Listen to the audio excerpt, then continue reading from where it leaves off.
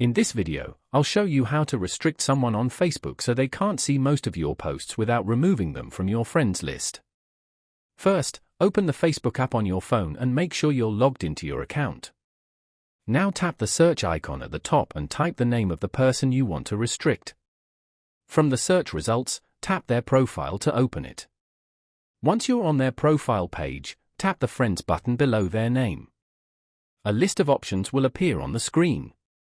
From this list, tap Edit Friend List. On the next screen, you'll see different lists.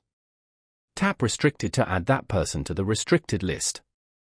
After you do this, they will only be able to see posts that you share publicly or posts where you tag them. They won't see your normal posts that are shared with friends only.